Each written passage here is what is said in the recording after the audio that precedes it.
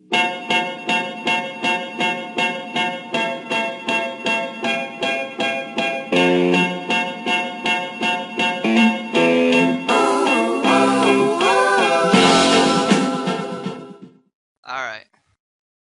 Today's lesson is on the growth of presidential power. Oh, wait. That was from the other day, wasn't it? Hold on. Keep going. Here we go. Today's lesson is on the roles of the president. So, without further ado, this is all the different jobs that the president has, and the different other branches and their ability to check the power of the president in those roles. Okay, here we go. What's in the Constitution that is the president's job? Well, he's a chief legislator. That means legislator is someone who makes and passes law. All right, so what are his powers? Well, he can propose legislation. For instance, Obama proposed Obamacare. It doesn't mean, though, that the Congress is going to pass it, but they can propose it. They sign laws. When they're signing laws, they're kind of approving legislation and they're going to enforce it. Sometimes when a president is signing law, they do something called a signing statement. So let's say that they pass a law for Bush that says you have everything in your power to attack and seek revenge against those that did 9/11. And that's really open-ended. So sometimes the president will sign after his signature, and they'll write like this long, many pages long explanation of their interpretation of the law. And so Bush might write, I have the right to use surveillance even on, possibly American citizens if it means getting those responsible for 9/11. And so you can take Law A, and then a president can use a signing statement and really have a different interpretation of exactly what that law maybe was meant by Congress. Does that make sense? All right, so by doing this, the president gives notice of their interpretation of the law, how they intend to enforce it, and even if they intend to enforce it. For example, under Reagan, only 75 of these were issued, these signing statements. But by Bush, by the year 2008, he had 157. So presidents are doing this more and more and more and more. I think actually Clinton had the most, to be fair. But it was President Bush Jr.'s use of signing statements that was a little more controversial for how he was going to implement some laws. Some people say that this is too much power. The president shouldn't have this level of power, that it's almost giving them a line item veto sort of thing. So if I were you, I'd be familiar with signing statements. Write it on your paper. Write down a definition. It's when the president writes down their interpretation of the law, how they intend to enforce it, or even if they intend to enforce it.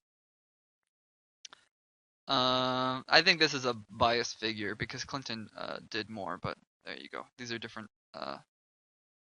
Actually, what this is so one signing statement might challenge many statutes. So while Clinton did the most signing statements, I think that Bush had the most parts of a law that he put signings next to. It's kind of confusing. Don't worry about it.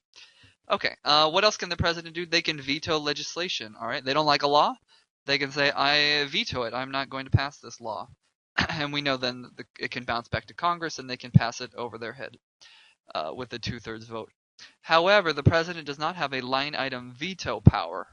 Remember, if you pass a law with 100 parts, a line item veto allows the president to cross off a couple parts or as many parts as they want. Usually this has to do with like budget. Like, okay, I need to pass a budget, but I don't want to give a bunch of money to the national parks, so I'm going to cut that off. The president does not have that power. They have to accept the whole law and or deny the whole law. And governors usually have line item veto, but not the president. Clinton had line item veto for a while, but the Supreme Court took it away because it's a conflict between separation of powers. Congress has the power to do that, not the president, according to our Constitution. Okay. The president can also call a special session of Congress into office. So sometimes Congress is on vacation. Sometimes they all went home for the weekend. A lot of times they are only there Monday through Thursday. Let's say that their 9/11 happens, if something happens that's like needs Congress to come back right away, the president can actually call a special session and Congress has to report back. I think this was done during the financial crisis under Bush. Whenever the banks were all falling apart, he called a special session of Congress. The president is actually, it's in the Constitution. A lot of kids get this wrong on various tests. It is in the Constitution that the president needs to make a State of the Union address to Congress once a year. Um, and we see this. It's like all of Congress is there, the Senate and the House, and they listen to the president talk about kind of what they've done and their goals for the next year. And then if it's a Democrat president, the Democrats will get up and cheer, and the Republicans will sit there like this. And if it's vice versa, if it's a Republican president, the Republicans will cheer, and the Democrats will sit there like this. Um, so that's the State of a Union address. All right, what checks are there on the president's power as a legislator? Well, Congress does not need to pass the laws that they want. So Obama would like to pass an immigration law right now. It's something that I've been reading about in the news, but it's, him wanting to do it is not the same as Congress actually going and doing it. So they've been kind of putting it off or making at least very, very slow progress on it. So they don't have to address an issue if they don't want to. Another one, for instance, Obama talked about shutting down Guantanamo Bay, which is in Cuba, where the terrorists are held, kind of without a trial, and he wants Congress to address that. They have no interest in addressing it, and so they're ignoring, even though he could just make that decision on his own. He wants Congress to do it.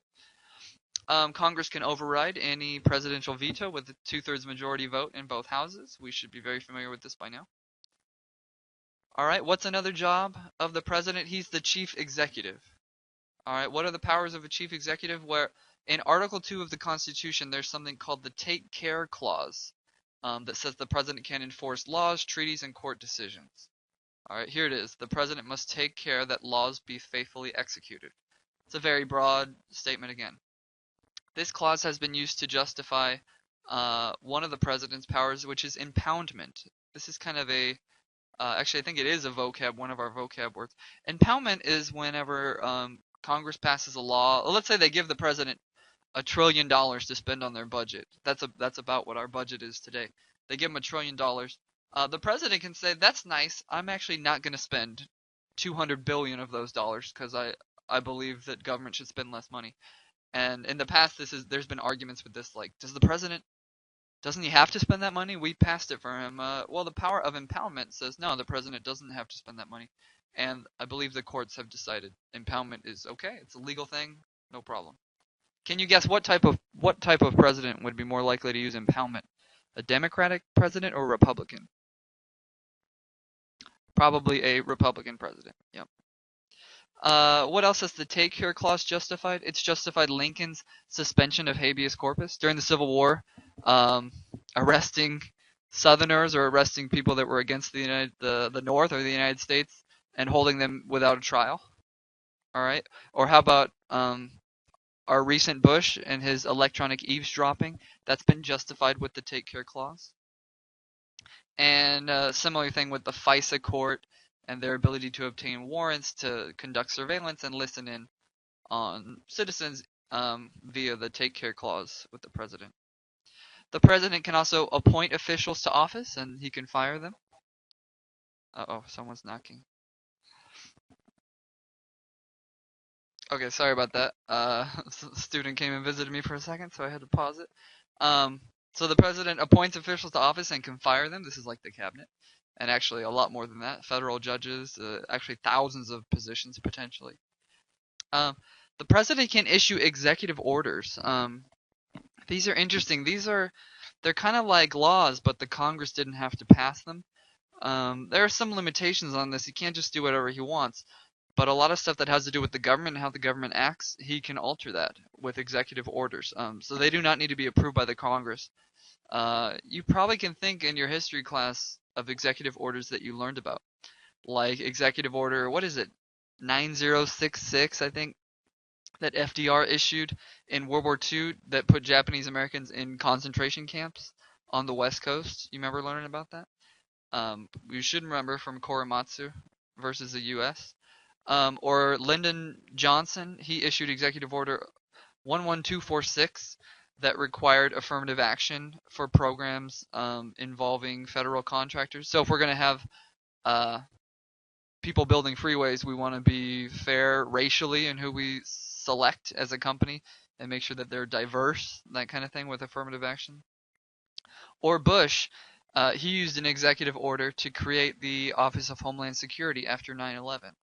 Um, I think later the Congress approved it and made it into a cabinet department. But the president has a lot of power to change things with executive orders. I think Obama's changed like student loan stuff with executive orders. He changed the fact that in the army you can be openly gay with an executive order. All right, what checks are on the president's power? Well, the Congress passes laws and has the quote unquote power of the purse. That means money flows through the Congress. So, president may be able to pass executive orders, but he needs the money to be able to do just about everything in this country. So, when the president goes and signs a treaty or when he appoints someone to office, the Senate can reject the treaty or the appointment.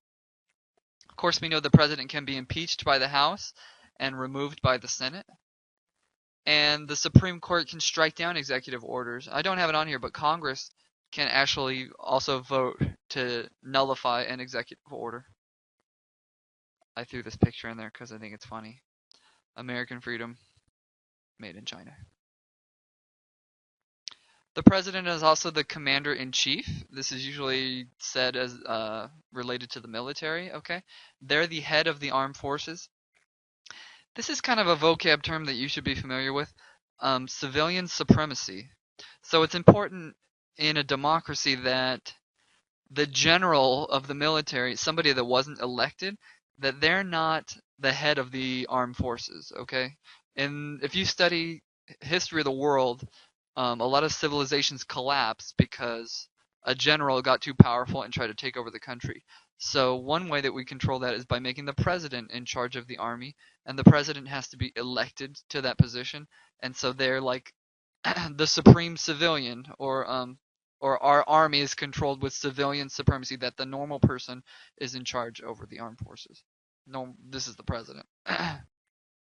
What checks are on the president as commander-in-chief as related to war?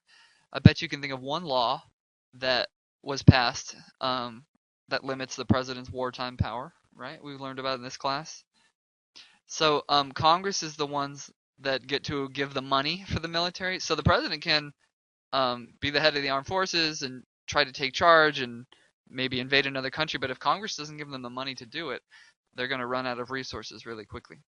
Only Congress can declare war. The last time we declared war was World War II, but only Congress can declare it. And in the middle of Vietnam War, Congress passed the War Powers Act that limited the power of the president to deploy troops for an extended period of time. Since nothing's ever a war anymore, it made it tougher for the president to be able to do whatever he wanted with the troops. This is covered much more in depth on a later day, so I'll hold off on it. The president's also the chief diplomat. Diplomat is someone who kind of talks with other countries. All right, what are his powers? Well, they set the overall foreign policy.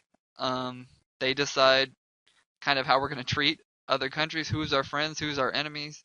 If you're going to sign a treaty with, say, Israel and Palestine, the president's going to go there, shake their hands, and sign the treaty as well. So they're kind of our foreign policy dictator, our foreign policy head.